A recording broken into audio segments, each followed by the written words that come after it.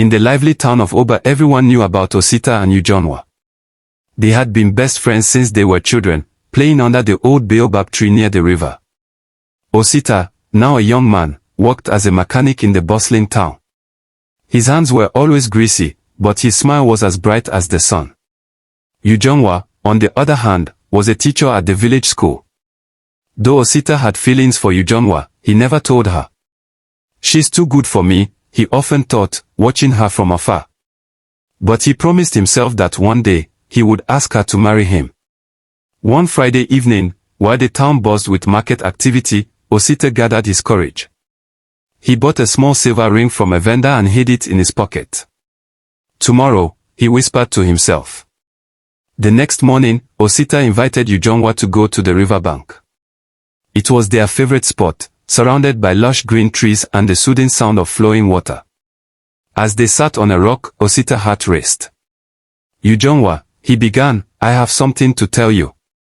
He pulled the silver ring from his pocket and knelt on one knee. "Will you marry me?"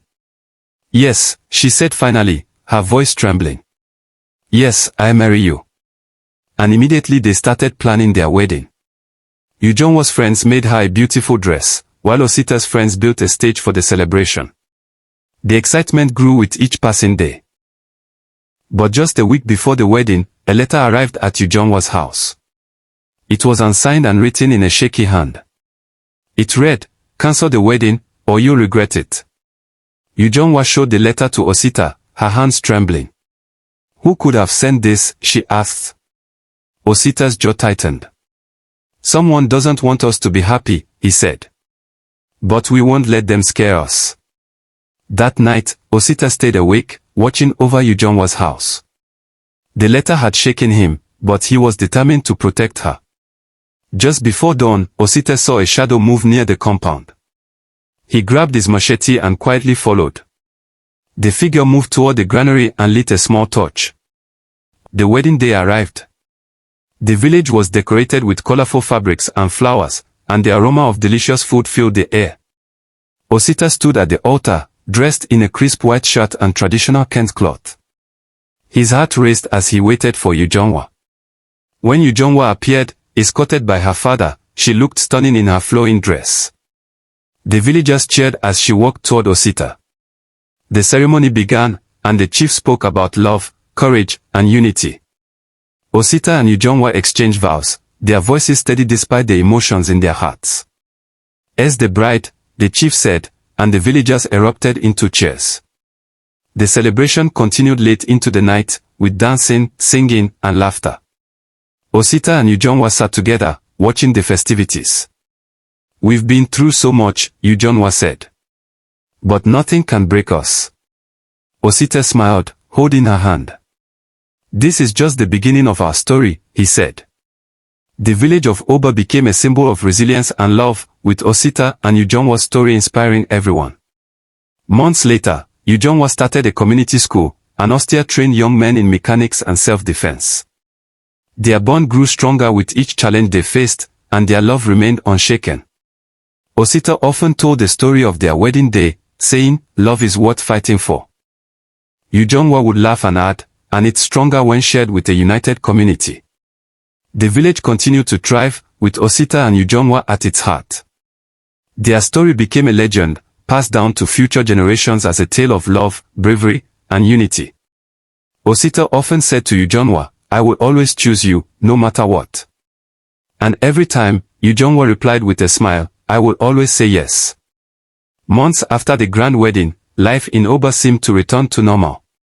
Osita worked tirelessly at the repair shop, while Ujunwa dedicated herself to her teaching and community projects.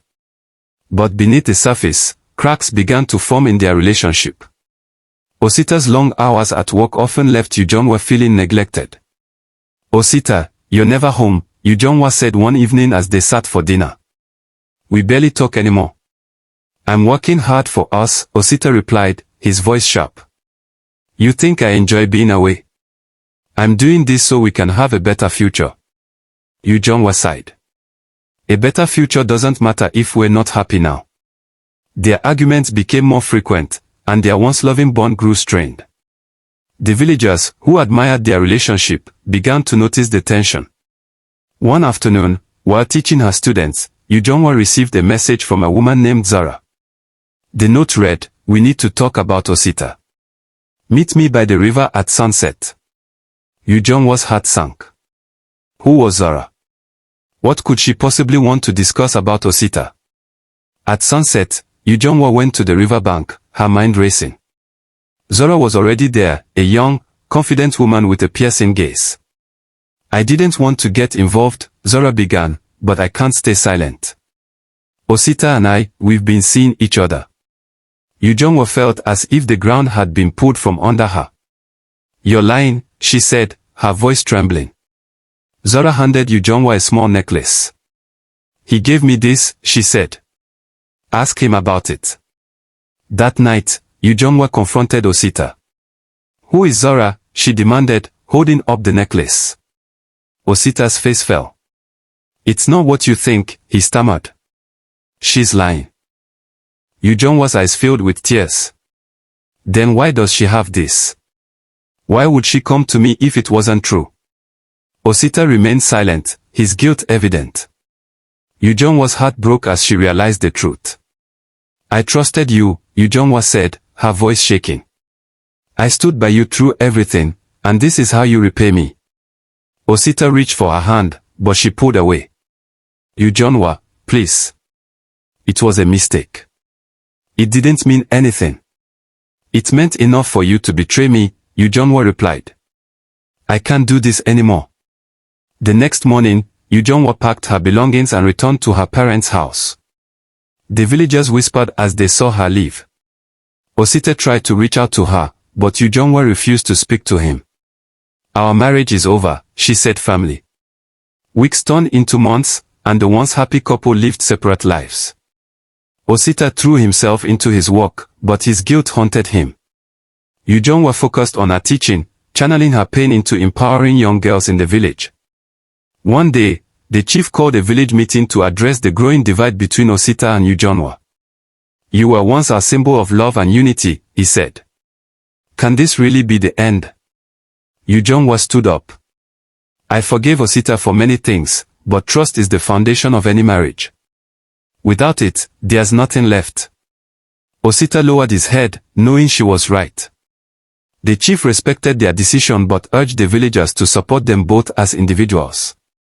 Months later, Osita approached Ujunwa with a letter. "This is the official divorce agreement," he said. "I want to respect your wishes." Ujunwa signed the papers, her heart heavy but resolute. "I hope you find peace, Osita," she said. "And I hope you find happiness, Ujunwa," Osita replied. Their divorce marked the end of an era in Oba, but it also symbolized a new beginning for both of them. Ujunwa started a foundation for women's education, using her experience to inspire others to value themselves and their dreams. Osita began mentoring young men, teaching them about responsibility, integrity, and the consequences of their actions. Though their paths diverged, Osita and Ujunwa occasionally crossed paths at village events. They greeted each other politely but kept their distance. The villagers often wondered if they still loved each other, but neither spoke of it. One rainy evening, Osita visited the old baobab tree where they had shared so many memories. He sat alone, reflecting on his mistakes. Ujunwa, passing by on her way home, saw him and stopped. For a moment, neither spoke. "I'm sorry," Osita finally said, his voice breaking. "For everything." Ujunwa nodded. "I forgave you a long time ago, Osita. But some wounds take time to heal." They parted ways, each walking into their own future. Though their marriage ended, their story remained a lesson in love, trust, and redemption. After the divorce, Ujunwa struggled with loneliness. She had spent so much of her life as Osita's wife that she wasn't sure who she was without him.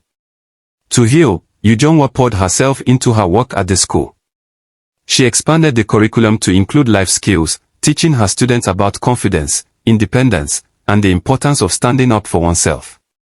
One evening, she organized a village-wide seminar for women, titled Empowering Ourselves. Women from surrounding villages attended, sharing their stories of resilience. The event inspired Ujunwa to start a women's collective. Together, they worked on small businesses, from selling handmade baskets to farming organic vegetables. Despite her growing success, Ujunwa often found herself revisiting memories of her life with Adamo. The laughter they shared, the dreams they built, it wasn't easy to let go. One day, Ujunwa's mother sat her down. "My daughter," she said, "you've done so much for this village, but don't forget to live for yourself." Ujunwa realized she had been so focused on work that she hadn't allowed herself to heal emotionally. She started journaling her thoughts and taking long walks in the forest to find peace. One of these walks led her to a nearby town, where she stumbled upon a library. It became her sanctuary, a place where she could dream again. While browsing one day, Ujunwa met a traveling author named Amos. He was in town to give a talk about storytelling and self-expression. Amos and Ujunwa struck up a friendship. His calm demeanor and ability to listen deeply helped Ujunwa open up about her pain and her dreams. Over time, Amos encouraged Ujunwa to write her own story, a book about her journey as a teacher, a wife, and a woman finding her voice. Months later, her book, Roots of Resilience, was published. It became a regional success, with women across the region praising her courage and honesty. Through this, Ujunwa found herself again, not as someone defined by her past, but as a strong, independent woman with a voice that inspired others. For Osita, life after the divorce was a maze of guilt and regret. The house he once shared with Ujunwa felt empty, a constant reminder of what he had lost. He spent his days buried in work, fixing machinery and teaching apprentices. But at night, the silence was unbearable. One evening, the chief visited him. "Osita," he said, "you're a good man who made bad choices. But the story doesn't have to end there." The chief's word stayed with him. Osita decided to turn his pain into purpose. He began offering free repairs to widows and single mothers in the village. His workshop soon became a gathering place for young boys. Osita used this opportunity to mentor them, teaching not just mechanics but also lessons about respect, honesty, and the value of relationships. Despite his efforts, Osita couldn't shake the feeling of emptiness. One day, while cleaning his workshop, he found an old photograph of him and Ujunwa under the baobab tree. He realized he had spent so much time regretting the past that he hadn't worked on becoming a better person for the future. Osita sought forgiveness, not just from Ujunwa, but also from himself. He began attending counseling sessions with an elder who specialized in conflict resolution. During these sessions, Osita opened up about his insecurities, his need to prove himself, and how those feelings had led to his mistakes. The elder challenged him to rebuild his life by focusing on integrity and humility. "Mistakes are not the end," the elder said. "They are lessons for a new beginning." Adamo also started reconnecting with his family. His younger sister, Miriam, became a close confidant, offering him a safe space to share his struggles. Over time, Osita began participating in community projects. He helped build a new marketplace and train young men to set up their own workshops. One day, during a community celebration, Osita was invited to speak. He shared his story of failure and redemption, emphasizing the importance of trust and accountability. His speech moved many villagers, including young men who saw him as a role model. Osita's life gradually became fulfilling, not because he had erased his past, but because he had learned from it. Though he missed Ujunwa deeply, he respected her decision to move on. His focus was now on being a better man, for himself and for those around him. Years later, Osita and Ujunwa crossed paths again at a regional festival. Ujunwa was there to speak about her book, while Osita was representing his works. They hadn't seen each other in years. The initial meeting was awkward, but soon they found themselves talking about their journeys. "I read your book," Osita said, smiling. "It's beautiful. You've inspired so many people. And I've heard about the work you're doing with the youth," Ujunwa replied. "I'm proud of you, Osita." As they talked, they realized how much they had grown. They were no longer the same people who had once shared a home, they were stronger, wiser, and more at peace. While they didn't rekindle their romantic relationship, they rebuilt a friendship rooted in mutual respect and understanding. Ujunwa and Osita became collaborators, working together on village projects. Their shared passion for uplifting the community brought them closer as allies.